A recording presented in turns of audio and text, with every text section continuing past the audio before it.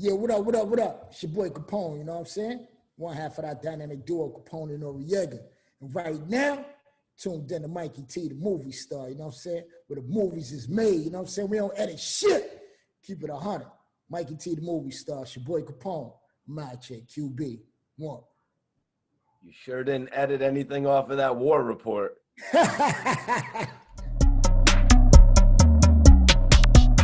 So everyone knows you from the legendary duo CNN. Can you take me back? Can you tell me how it was growing up in New York? You know, your music depicts a crazy reality. Yeah, I mean, you know, growing up in New York was crazy, you know, especially coming from Queensbridge, one of the biggest projects in the world, you know what I'm saying? If not the biggest projects in the world. So, you know, we seen a lot on the daily. I seen a lot on the daily. Then, you know, branching off to other boroughs, man, New York was crazy, especially coming up in the 80s, man. You know what I mean? That was like gladiator school in New York in the 80s. You know what I mean? It was you had to learn how to survive. You either sold drugs or you was a stick-up kid or you was a fighter, whatever it wasn't good. You know, through this life that you were living, when did you first start to see that music was something that you could get involved with? The crazy thing is I always loved music, you know what I'm saying? Because coming from Queensbridge, like once again, my projects played a big part of my life. You know what I'm saying? I was blessed to be from a place where so many legends come from, you know what I'm saying? And one of the things that we had in Queensbridge was the park jams. That's when, you know, you would see Rakim, you would see Curtis Blow, you would see MC Shan, you would see all of the Juice Crew, Bismarck, you would see a lot of people in and out the park, you know, and that made me fall in love with music. I either wanted to be a DJ or wanted to be a rapper. At that time, I wanted to be a DJ because there was a time when a DJ was kind of bigger than a rapper, you know what I'm saying? There was a time when, you know, it was DJ Jazzy Jeff and Fresh Prince, not Fresh Prince and DJ Jazzy Jeff, you know what I'm saying? So, you know what I'm saying? That's how, you know, Eric B. and Rakim, you know what I'm saying? That's how things was. The DJ was the man, you know what I'm saying? So for me, I came in the game wanting to be a DJ, listening to old 70s music, the late 70s disco and all that. I wanted to cut them records up. And eventually, you know, I started getting into basic loving hip hop lyrics, not just hip hop, but the lyrics. And I said, you know what, I could write. And I couldn't, but eventually I learned, you know what I mean? But Big N.O.R.E from the infamous Mob from Mobb Deep, he wrote my first rhyme, not as a professional rapper, let's get this clear, as a 12, 13-year-old kid, he wrote my first rhyme, you know what I mean? And from there was just everything that I wanted to do had involved music. So was this actually before you met N.O.R.E? This was before I met N.O.R.E, yep. This is before I met N.O.R.E. This is like 88 and 89 and shit like that. I met N.O.R.E in about 92, you know what I mean? But even when I met N.O.R.E, it was not music with us, you know what I'm saying? It wasn't music, it was, you my homeboy, you my dude, you my G, you know what I'm saying? We bidding, we wasn't worried about, I didn't even know he could rap, you know what I'm saying? He didn't know I could rap because we wasn't waking up beating on the tables and all that shit.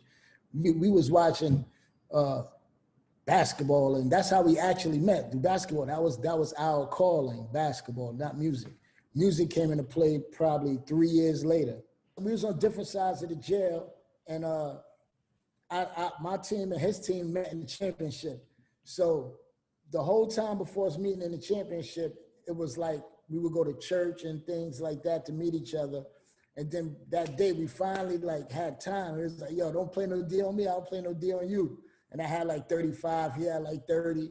And that was our introduction to homeboyness, to brotherhood. You know what I mean? That was our introduction.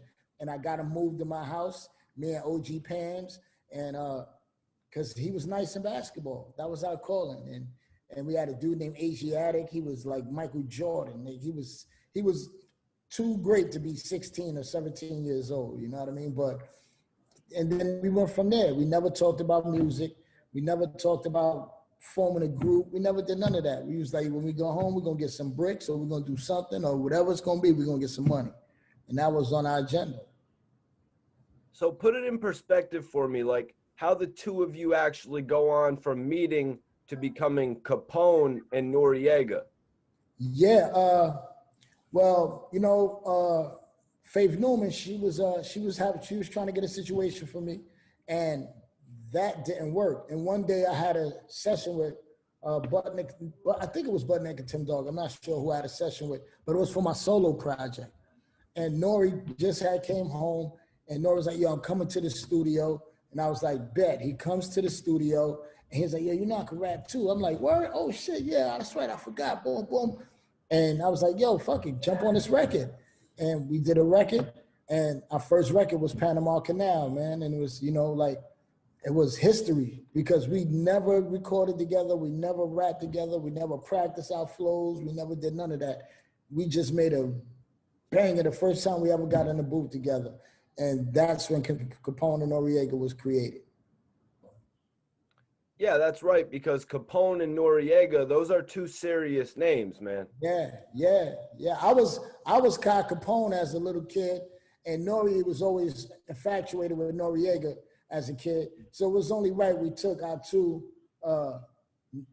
people that we admired the most as far as, characters and use their names, you know what I'm saying? Because at that time, there was a lot of mob things going on. You had Lucky Luciano, Lou Diamonds, and Lex Diamonds, and all these names, which was dope. We had to find a way to fit in and don't take nobody else's name, and it worked. I appreciate you answering both parts of that question for me right there. So I believe it's 1995 that CNN appears in the Source Unsigned Hype section. Yep, that was real. You were in good company, man. Eminem, Biggie Smalls. Can you tell me about when you found out you were going to be featured in the magazine? Man, at that time, I was like, nigga, we made it. You know what I'm saying? But, that was big for my mom's The Witness and things of that nature. You know what I'm saying? And I just felt like, damn, because you got to realize nobody in that column was superstars yet. You know what I'm saying? It was not like we're in that column where Big was a star. He wasn't a superstar yet. You know what I'm saying? So, it felt good to still be here right now at this moment talking to you and have been in that column. That says a lot about my travels through hip hop. You know what I'm saying? So you say I was in great company. I say I was in blessed company. I was in heaven sent company because everybody, and even though Big, rest in peace, he lost his life, he still made a mark on hip hop that still has yet to be touched. And look at Eminem's mark on hip hop, and look at CNN's mark on hip hop. Look at my mark on hip hop. So, it's a blessing. It's a blessing. I never take any day for granted. And even on a smaller scale, Capone, like looking at being on that column, the Unsigned Hype, it's like, okay, this is going to be my job. I'm never going to go back to being a manager at a grocery store or, you know what I mean? It's like, this is going to be what I do for a living. For me though, that I ain't gonna lie, I was still selling drugs. Like even though I was still selling drugs. I was still going out of state. I was still going to Baltimore. I was still going to Detroit. So, it was like I'm in the Unsigned Hype, but I refuse to be broke and on the Unsigned Hype column. That because your life changes. Now you go from being the people that people wanting to get recognized to now you're recognized. Now you're in hip hop. You are in a magazine. It's like you made it. But I'm not gonna sit there and say we was rich at the time. I'm not gonna sit there and say we was broke.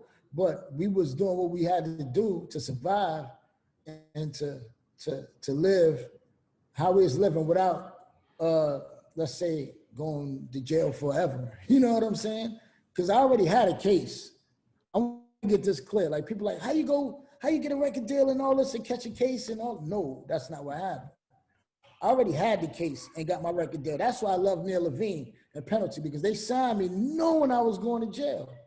They had to give me a record deal, but they knew I was going to jail. And they still gave me a record deal. That's big, you know what I'm saying? So for me, travels in life, man. Travels in life, man. Wow. So looking back at it, what did you have to do to secure that spot? Like, you know what I mean? Did you have to totally leave that lifestyle? I guess you didn't really have to. Did you have to leave that lifestyle behind, and focus on the music? I mean, after I got situated, per se, because like I said, I had to go to jail. So I think the time I realized that I got my record deal, you know, we in the Unsigned Hype, we got LA out, we got these chips, these chips lined up. We got them lined up. So now I could take my foot off the gas in the street. I want to talk about the recording of the CNN debut album. What was the mind state going into the war report? Shit, the mind state was going in the war report was, don't be Mobb Deep. Don't be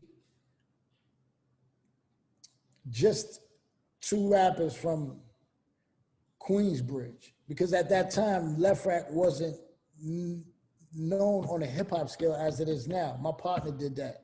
Akinelli did that. But we didn't want to be just two motherfuckers coming out of Queens that they say sound like this, or sound like this, or resemble this, or resemble that.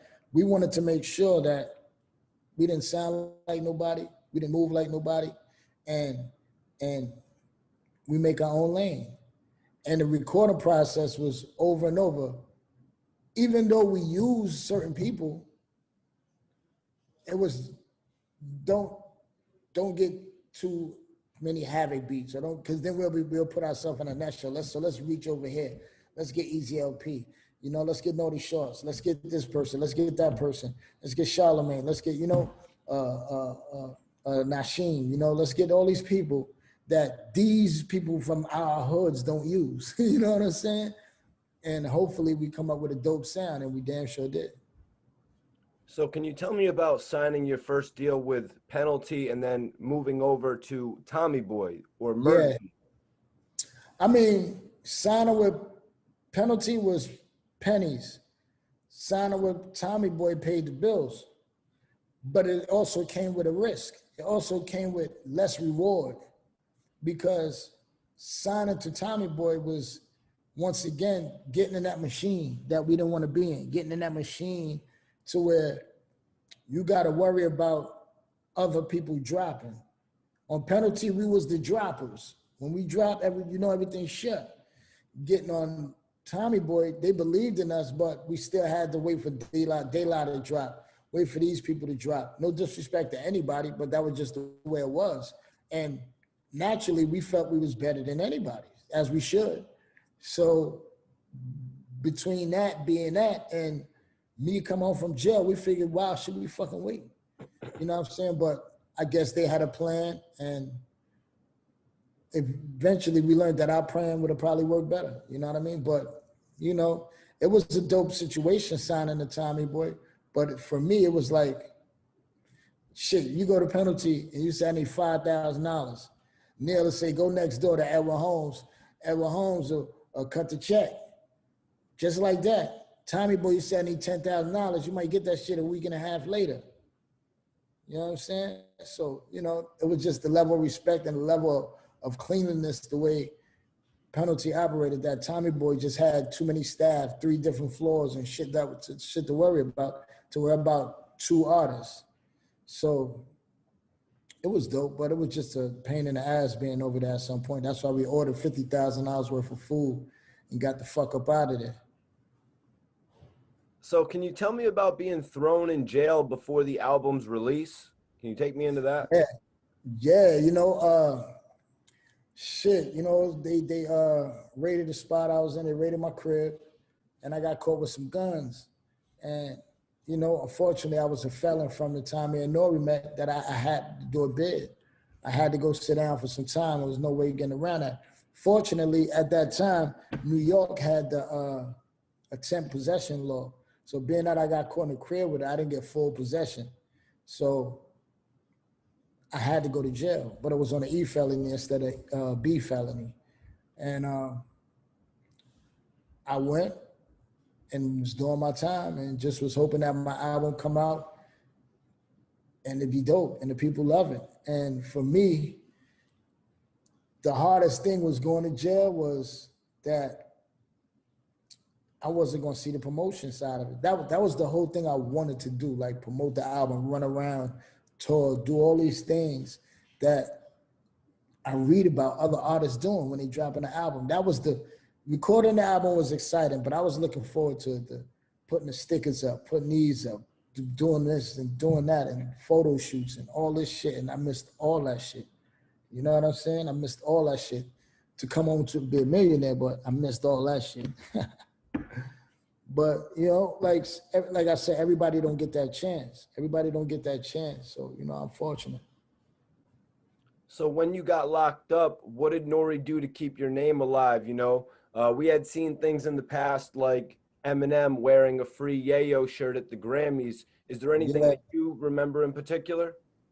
I mean, just, you know, saying my name in this hit record, Super Thug, and songs dedicated to me, making me executive producer on his album, his debut album. You know, he could have just made me executive producer, but when you open his CD, I'm inside, like that's me. And that for me, that was the best feeling in the world, because not only did my partner think about me, but he made me part of his history too.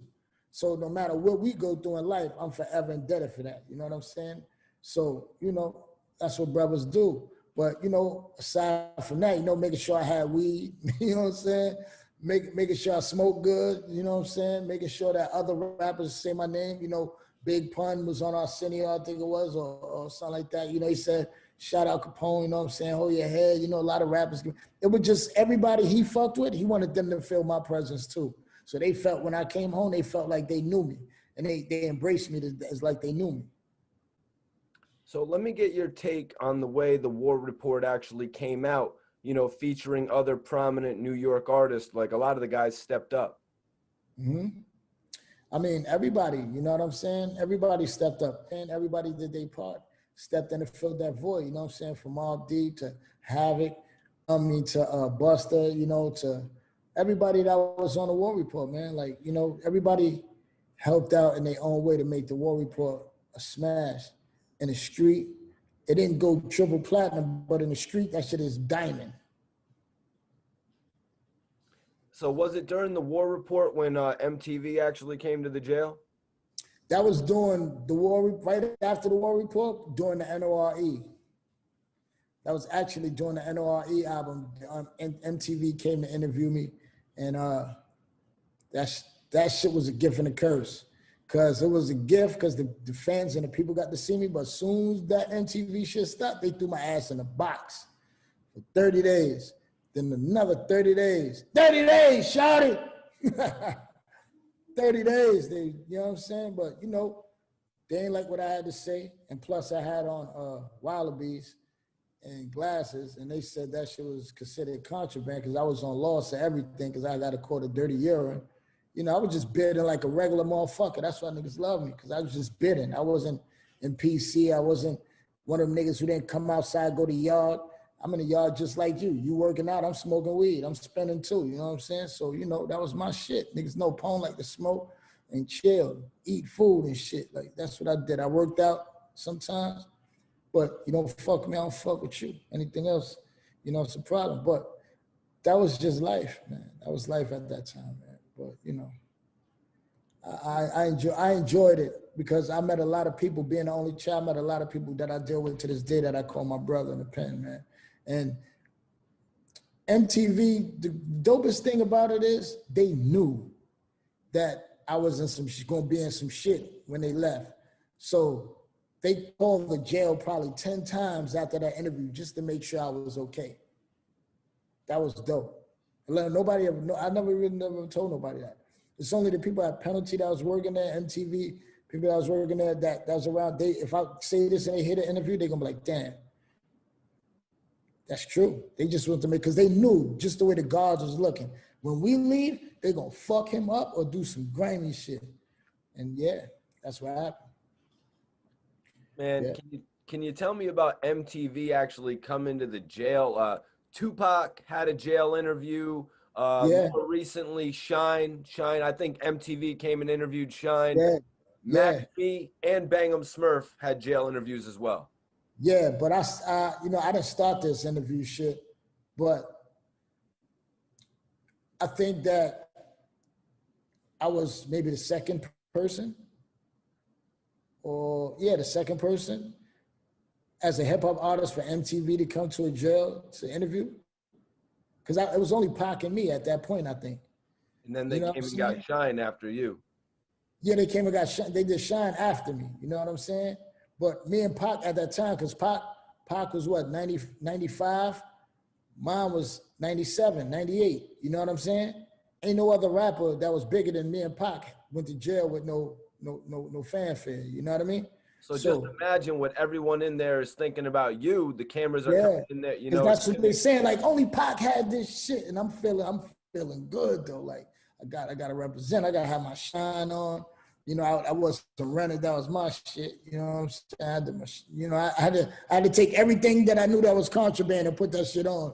It was probably my fault I went to the box, but fuck it. I had to, fuck it. You know what I'm saying? But for me, that was the biggest moment in my life, because the wildest shit, I was, like I said, I was in the box. I mean, I wasn't in the box. I was on loss of everything. So I couldn't go to the day room to even watch myself on MTV. So when my shit came on, I snuck to the day room, and the CEO called me, and he looked at the TV and looked at me. He said, "Oh shit, you wasn't lying. You really are a rapper." I said, "Yeah." Now all the people in the dome was like, "What the fuck? We told you he was a big rapper." And my life changed. After that, everybody was cool. CEO, you want to smoke extra cigarette, extra 20 minutes that night? Go ahead. You got a superstar. But then you got the ones that hate it. Motherfucker, I get thrown in the box for no reason. And it wasn't fair, because the deputy of the jail daughter was writing me, and I wasn't even getting the letters. He was just mad that she was trying to write me.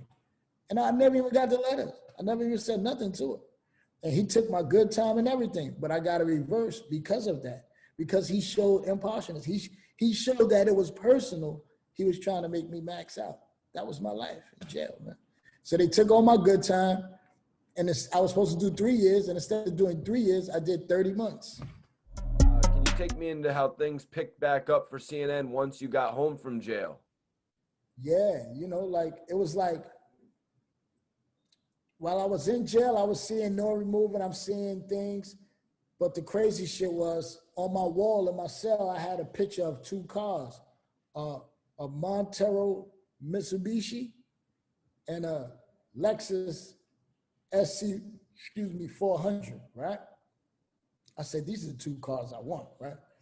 So when it was time for me to come home, jokingly, I said, Joe, they said, yo, what you need to come home? I said, 10,000 cash, 3 cases of champagne, a pound of weed, and a mink, and all this shit, and a Lexus SC 400 or 430, whatever it was. And they got all the shit.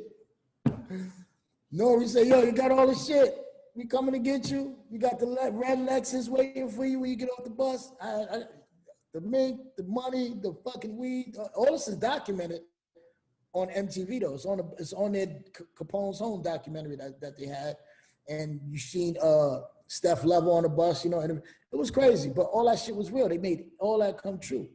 That's when I came home and I said, damn, I wanted a red Lex, but then I seen N.O.R.E, he got the GS Lex, and he living here. I'm like, damn, maybe I was thinking small. They was like, bro, you thinking way small. Fuck that Lexus. Let's go to the dealer tomorrow, all types of shit. I'm like, holy shit. That's when I realized that CNN is not Capone-N-Noreaga anymore.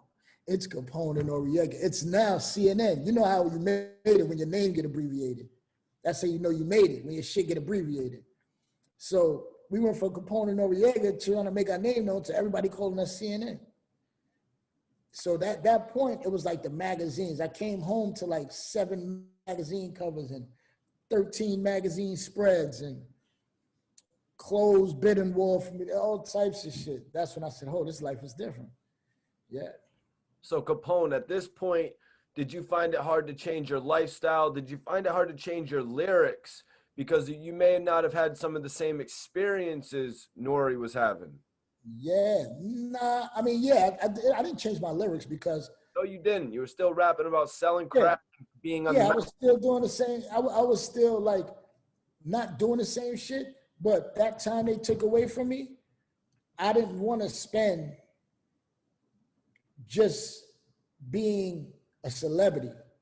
I liked being in the hood. I like going to the hood. So that's why I rapped what I rapped, because it's like I was really living it. Because if I'm talking to you right now, not you, but I'm in the hood and I'm on a bench and I'm talking to you, and the police blitz, they gonna take me down too.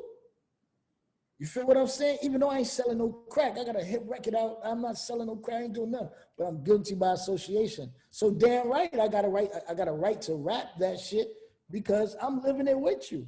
You know what I'm saying? I just don't got fucking crack on me. But if you need $50 and you say, Paul, give me $50, I don't know what you're going to do with that $50. But if you go buy crack and turn it to $100, shit, I'll just help you make $100, not knowingly, but now you go to fucking feds for that shit. You know what I'm saying? Right, but exactly. You got to watch what you're doing now because everything is a conspiracy. Everybody's a kingpin and everybody it is. A nigga asked me for $100, I got to give it to him in tokens or some shit. Like, you don't know what the fuck going on. You cash app your homie $300. The next thing you know, you're in a federal indictment. You're in a federal indictment. You know what I'm saying? So you cash at me, nah, nigga. Like, fuck that. You know what I'm saying? Motherfuckers take it like you foul. Nah, I'm playing safe. It's nothing safe no more. It's nothing safe. So can you tell me about creating the second CNN album after getting out of jail? How soon did the reunion come about? Shit, when that was the plan. Like when I came home, it was gonna be the reunion, and we got right to work. We got right to work after Tommy Boy dissolved penalty, because we started at penalty, but then Tom Silverman just wakes up one day, it's like, I'm gonna shut penalty down. Fuck him. Fuck Neil Levine. He even fired what's his partner's name at the time? I'll get back to him, but he even fired him, Adam, I think. I forgot his name. I'm gonna get it. But he was just cold. You know what I'm saying? Tom Silverman was cold. And he fired his right-hand man, Neil Levine. And we told him that we want a certain artist to come with us and these things of that nature. And he said, okay. Then when we got there, he reneged on his word. He reneged on his word to everything he said with us. Only thing he did do was give us a boatload of fucking money. But that was just to shut us up. It shut us up temporarily. But when we found out the fuck shit that was going on, it was like, all right, you know. I'm not saying that he jerked us or anything, because he didn't jerk us. I don't want nobody to get that. It just didn't work the way we were supposed to work it. The shit that he sold us into working it, because we didn't have to sign the Tommy Boy. He was dissolving penalty. He was asking us to sign with him because it would make the transition easy. But we could have said no. We could have easily said no, fuck you, or give us this. And we played the game. Like, fuck it. Long as you bring these people with us, and you said yes, and then it didn't happen. And that's when things turn sour. So can you tell me about, excuse me. So what was the difference working on the War Report to working on the reunion? I was nigga rich. I was rich, but I was nigga rich. You know what I'm saying? Like at 23 years old, nigga rich is dope. You know what I'm saying? That's not fucking happens to every 23-year-old. Like I wasn't Mike Tyson rich, but I was fucking rich at 23. You know what I'm saying? Living on the fucking wall, like at 23. You know what I'm saying? So the difference in recording was that, and the fact that this was now going to be my baby, because I'm going to be there for every minute, every moment of the way on this album, and I'm a motherfucking go in. And I just wanted to make sure on the reunion album that I was well heard, well understood, well articulated, and it was about me. And N.O.R.E understood that. He let it be about me. So how was it working with N.O.R.E when you got out of prison? Like, how did things pick back up?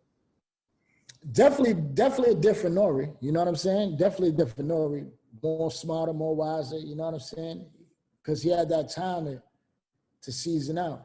You know what I'm saying? While I was sitting up, and then he took more of a, I'll let you handle this. I'm gonna handle this. You know what I'm saying? More of a, I got this role. You know what I'm saying? Let me show you how to do this, or let me show you how to do that. You know what I'm saying? And just rock with me. I'm gonna make sure we win. And also being my partner as to making sure that we drop the banging shit that we gotta drop.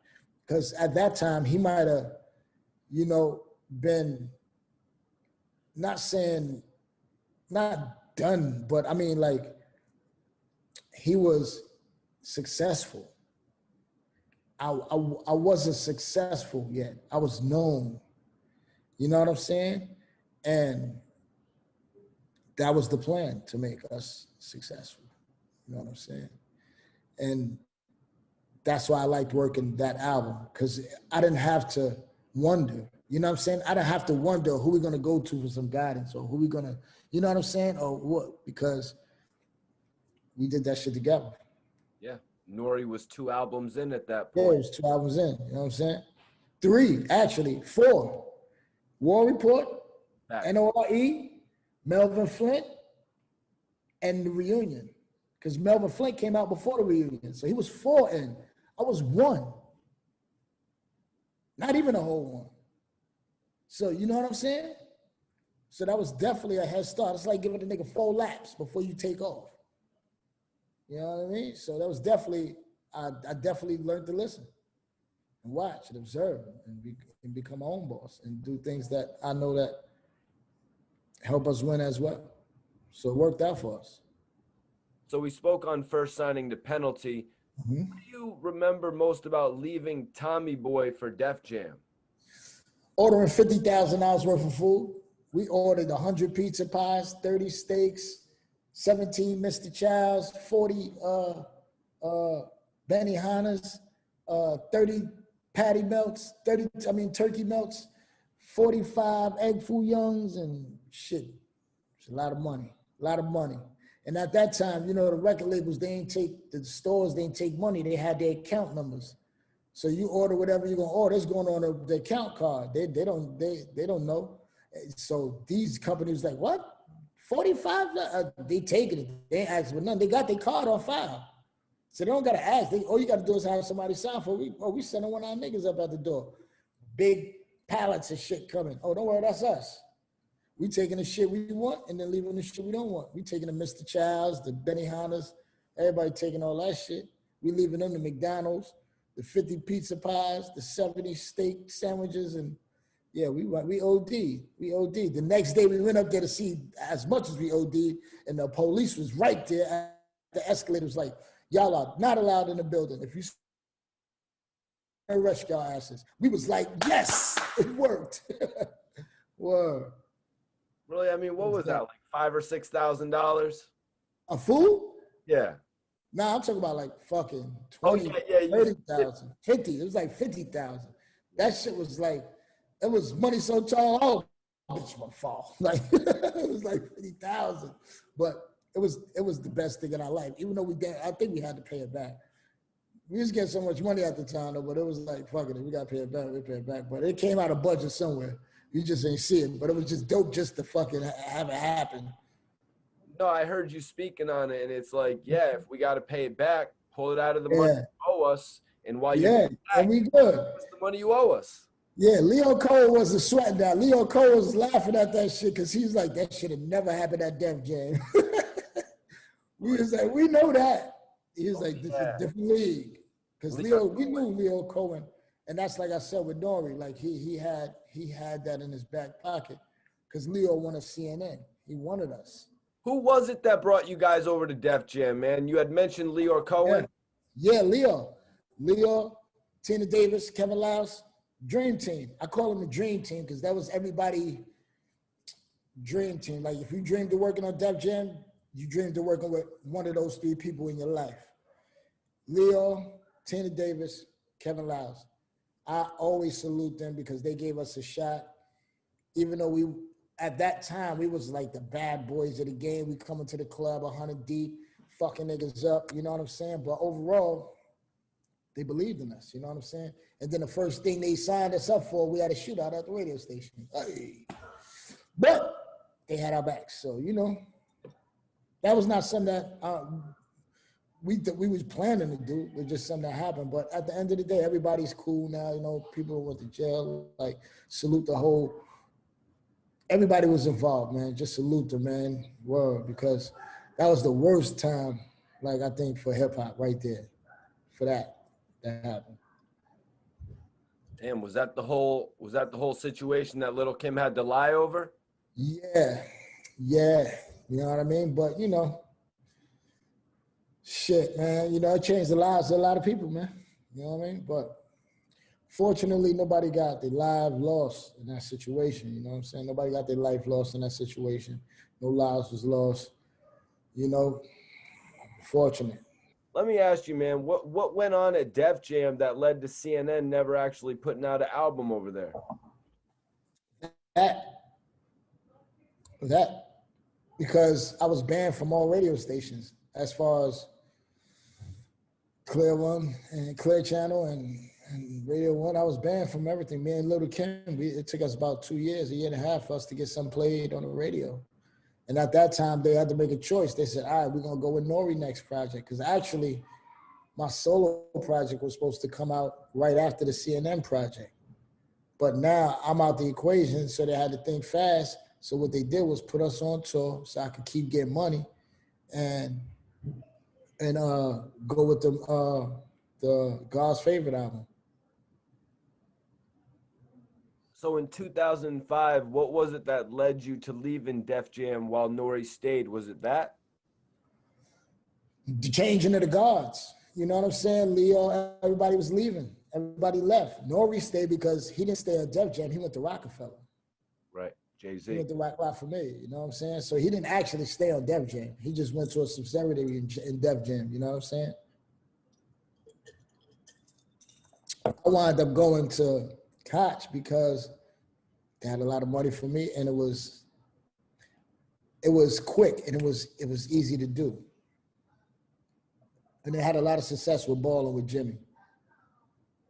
Right. You know, how did you feel rapping on the follow-ups, you know, going into albums like Channel 10 and the War Report 2? I loved it. I loved it. Like, Channel 10 was dope because that's when me and N.O.R.E was back getting our swag back together, because it was a lot of shit we was going through personally as brothers. And War Report 2 was dope because I had to work with my bro, Raekwon, you know what I'm saying? That's like, you know, if my mama had a child, I would definitely say Ray one of them, you know what I'm saying? But my mama had another child, you know what I mean? But, you know, Ray is definitely my brother, his whole family, Don, you know, Kay, you know, these are definitely, you know, my family. That's one of the reasons I live in Jersey, where I live. This is one of the reasons where it was so honest and easy for him to say, yeah, let's do War Report 2. I was like, okay, because he just came off Cuban Link 2. So why not? Let's you know, you obviously, you know, the blueprint and working the number 2. That was as powerful as yours. So let's try it. Didn't work out, but fuck it, we did it. No love lost, no animosity, no hate in the blood. It's my fucking ace. So doing the War Report 2, what was it that made you want to do that more? Was it the fans? Was it a check? It was Cuban Link 2. I seen the success and the love that Ray got from that. I was like, if we're going to do a War Report 2, because everybody kept asking for the War Report 2, War Report 2, War Report 2. Yeah. 9 times out of 10, when people ask for a part 2, they don't want the part 2. They're going to not respect the part 2. It's never happened. People don't respect part 2s of classics. But Ray did it. Ray did it. Like, it's no other artist right now that put out a part 2 that won as much as Ray's part 2. That's facts. Nobody. Now, War Report 2 is more of a nostalgia thing. They're like, take us back there. Yeah, you know, we did the Army Fatigues, we did the Cover the Same. You know, we did a lot of things to give you that feeling. It's just we was too advanced in music. If it would have came out maybe 8 years prior, you know what I'm saying? If it came out maybe like in 2004 or something like that, 2005, 2004, 2003, it'd have probably been a better feeling. You know what I'm saying? But when you putting things out and it's already 10 years later, 12 years later, people start tending to think you desperate. Like, oh, now y'all want to do a war report too? You know what I'm saying? Been asking for this shit for 7 years, you know what I'm saying? Type of shit. So, you know, a lot playing to that, you know what I mean? But overall, it was a dope ass time of my life. We went on tour, we had fun. We had the hotel plug in the room for $35 a night, wind up paying $250 a night because we smoking like a motherfucker in the rooms. And they finding us every night. We just don't know until we get the bill. It was funny. Have fun though. Man, Capone, you were the rock star they said in the jails, bro. I'll say that. Factual. There's another Verzuz battle that everyone has been talking about. It's rumored. I've got to ask you about it. Beans Eagle versus N.O.R.E. Can I get your thoughts? I mean, there ain't no question who I'm rolling with. You know what I'm saying? I love Beans. Beans dope. Me and Beans gamble together. We have fun. You know what I'm saying? But shit, you never go against the grain. I love it. It's going to be dope. It's going to be dope. You know what I'm saying? Two different styles of music, two marks in the game. Made people who made marks. But yeah, I'm going with the home team. Come on. My boy got hits, man. And you know, like, come on. Yes, come on. I would love for this to go down. You know what I mean? So looking at N.O.R.E. and Beans, how do you personally feel that they compare to one another? I mean, both had great careers. Both made great songs. Both, I think N.O.R.E. probably got him on a hit record scale, but Beans got a history of great features and great songs and just being the state prop boss he is. It's no telling what he could bring to the table. You know what I'm saying? And N.O.R.E., we all know the features, and it's just so much that they both could bring to the table. You know what you're gonna get from both sides. You know it. So I don't want to hear nobody talking about the lyrical this or lyrical that. We know that that's two different sides of the coin. You know what I'm saying? Like, we don't want to hear that. We want to hear records. We want to see shit rocking. Like, come on. We already know what we want. I know what I want. So, you know, y'all see. But don't sleep on Beans. Now, N.O.R.E. actually said he would be bringing out the War Report. You had mentioned it earlier, you know, when you had one album, N.O.R.E. had four. What's your take jumping on the stage for that, man? Hey, if it happens, it happens. You know what I'm saying? I might just be a spectator. I'm going to be there for sure. Trust. But, you know, I don't know if I'm going to be a spectator. I don't know. But, you know, as long as I'm there, we lit. You know what I'm saying? Anything can happen. And something maybe you could be a little bit more unbiased about. We've also got the Locks and Dipset coming up officially. Yes. Now that I'm going to be a fan for. I might have to be there. 9 times out of 10, I will. But that, I'm looking forward to that because that is definitely like fair game. Fair game. 3-on-3 basketball. Fair game. Both era rappers, fair game. Fair game. You know what I'm saying? I love it. Long as Freaky Z, you know, come out there and lift up the whole Madison Square Garden. That nigga diesel as hell. I'm trying. I'm working. Well, it's my guy. Hell yeah, man. And a quick prediction on that, though? Nah, man, I'm staying neutral. I'm in the neutral zone. Oh, you're staying I ain't choosing nobody. We from New York. We're going to band together. You never know how that stage might look at the end of the night. This is going to be amazing, man. I take my head off to Swizz and Timbaland for putting this together. Yeah. It's starting to get there. It's starting to get there. You know what I'm saying? It's definitely starting to get there. And I think for just hip hop, it's like all these things is well needed. All this is well needed. It's well needed. Because I love all the verses, but I think this was well needed. Because even though we seen Jada and Fab, Jada gonna come out. He can't do none of the songs he did while he was on Fab. That's what's gonna make it even doper. All Locks records. All right. So, yo, Capone, can you tell me about working with Foxy Brown on Bang Bang off the reunion? Shit, yeah, Foxy was dope, man. Foxy, that was the first time I seen Foxy write her shit and go in the bathroom and come out and was like, I'm ready, I'm going in. And when she went in, everybody had the look on their face like, oh my fucking God, it's going to go down. And she definitely had us like, holy shit. Because nobody was on it like that. Nobody was coming like that on the record. And she took it there. She molded the whole record. How did you feel about Foxy going at Kim so noticeably on the record? Ah, man. The crazy thing is I looked at it like just two girls squabbling. You know what I'm saying? Like, I ain't saying nothing about Junior Mafia. You know what I'm saying? And N.O.R.E ain't saying nothing about Junior Mafia. So whatever they got to say to each other, they're going to say it on our records. They're going to say it on whoever records. Maybe they took it offensive that it was our record because Big wanted to sign me at one point. But at the end of the day, it's like, I can't control what she want to say. I can't tell her don't say it. Because then it's not fair. You know what I mean? I get to say what I want on a record, but she can't get to say what she want to say. So, you know, for me, it was like, I was sat back and enjoyed the cat fight. I was waiting for the cat fight. You know what I'm saying? Yeah, how could you censor Foxy Brown on a CNN album? It kind of wouldn't be right. It definitely wouldn't be right. You know what I'm saying? Because Foxy's not having that. Before you censor Foxy, you could try to censor Donald Trump. Like, it's not happening. When did you find out? Did N.O.R.E say, or, yo, Foxy's coming to the studio? Did you personally set it up? Did the label set it up? Nah, N.O.R.E said Foxy was coming through. You know what I'm saying? Me and Fox got history. You know what I'm saying? So, you know, it's all love. It's not like I was like, oh, shit, Fox coming through. Nah. I was like, fuck it. Fox coming through. Boom. He was like, yeah, she going to get on this joint. I'm like, word? And, whew.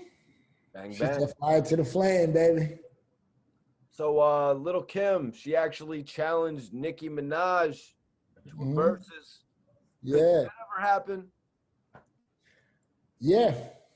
I think the way the culture is moving forward, like, grown-ups are becoming more grown. Like, you can let the little girls and the little newcomers and all these things have a squabble fight. But when you're a vet in the game, you got to grow up.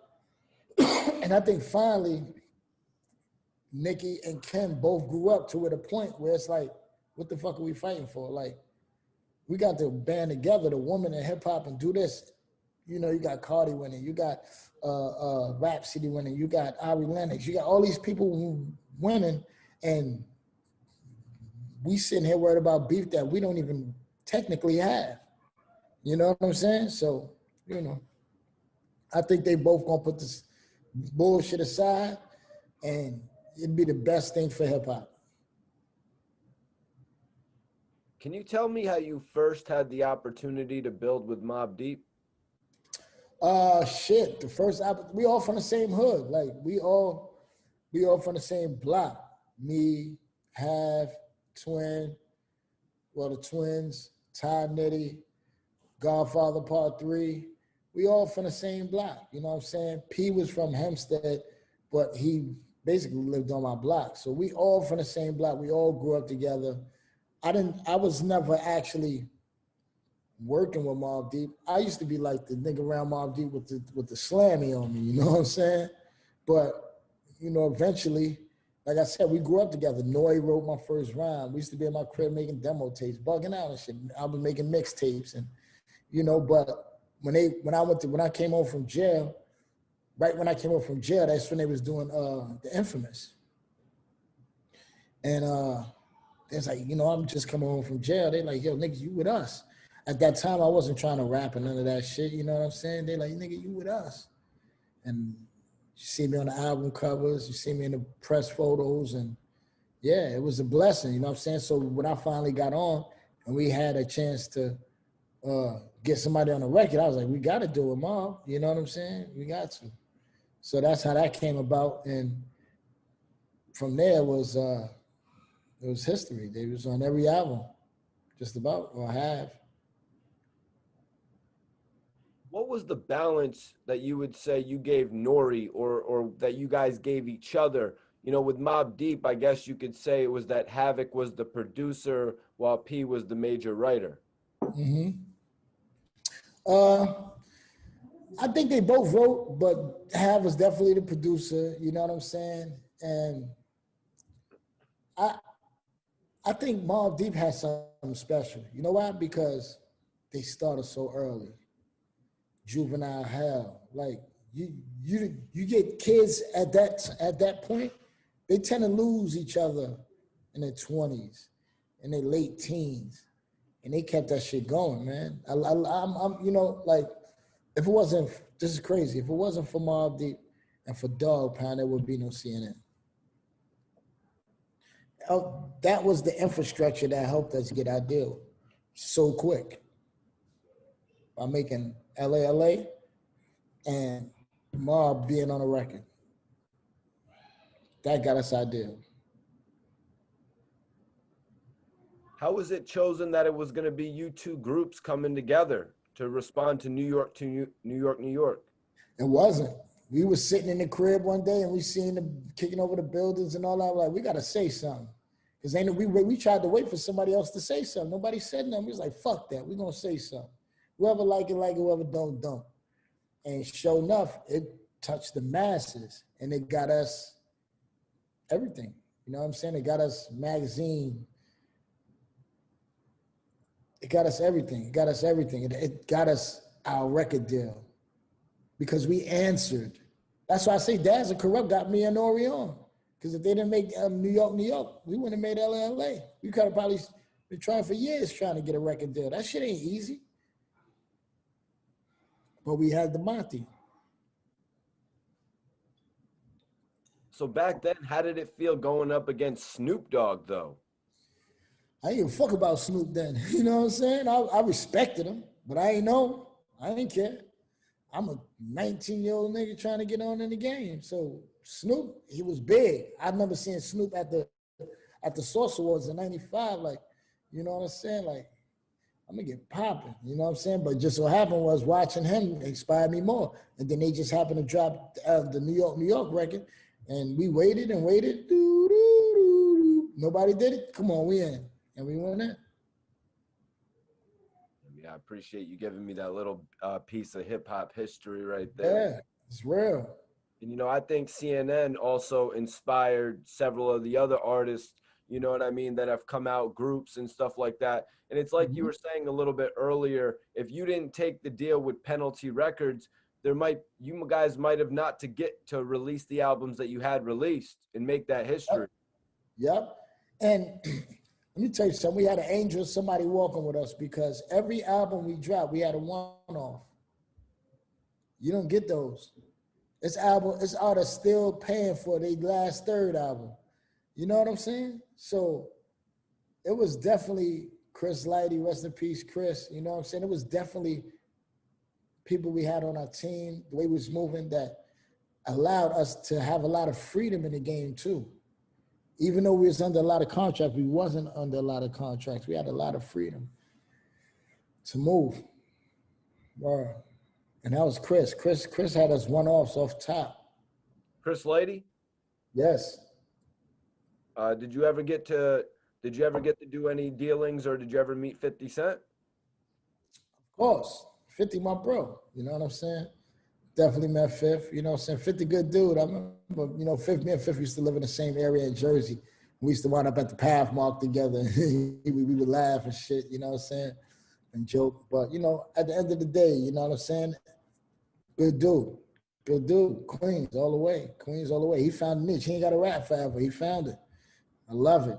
Queens hustle. That's the hustler's ambition. Oh, yeah, that's right. BMF, he's definitely working major on the television market. Yeah, he's definitely doing that. Did you have a relationship with 50 before or after Get Rich, though? Was it Power of the Dollar days? Before, yeah, definitely. Definitely before. Yep. Yeah, because, you know, at that time, too, right when I came home, you know, Fifth was just he was just shaking. He didn't get shot yet. He was just moving and shaking, you know what I'm saying? But, yeah, it was a lot on it. He definitely had a lot on his plate. You also had E-Money Bags on your album when you were doing jail phone calls. Yeah, E-Money is the home team. E-Money is team, man. E-Money, rest in peace, Bags, man. Bags for life, man. You know what I'm saying? Bags is the home team. And I remember the crazy shit was we was in Japan and we seen a Japanese magazine and we just reading through the magazine and we got all the way to the end of the magazine and who's in the magazine? E-Money Bags. We couldn't believe it. Like, they don't even got us in the magazine. They got E-Money Bags. I said, that was dope. That's when you know you made it. Queens made it everywhere, everywhere. Capone, what was it that made E-Moneybag so interesting to people, man? Like, to me. Yeah, because everybody called his name. He was like an urban legend. Every rapper said his name in a song at one point. He was the urban legend. He was the urban legend, E-Money Bags. E-Money Bags, Sip My West, Sean Dawn, Bolo the 62. Like, his name was in everybody joint. You know what I'm saying? Everybody joint. E-Money Bags' name was in. Man, Capone, I really appreciate you sitting with me for an interview today. You know, I've actually interviewed N.O.R.E a few times. Yeah. Once he was getting a haircut. Another time I wanted to interview him. We were in the studio with Benzino. He's like, yo, Mikey, roll up a blunt. Yeah. Another time we were at Miami, down South Beach. He was Club Dream. He was across the street at the burger spot.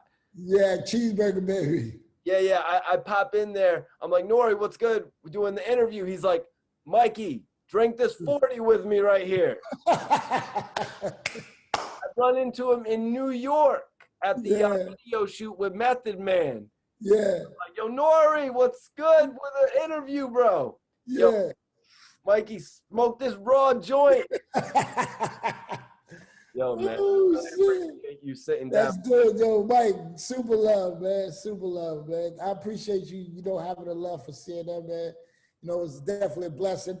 You know, they was like, how long you want to go for an interview? I'm like, fuck it, me and Mikey chilling all night. I got a drink, you know what I'm saying? Fuck it, we in, you know what I mean? I really appreciate you, Capone. Super love, family. Super love.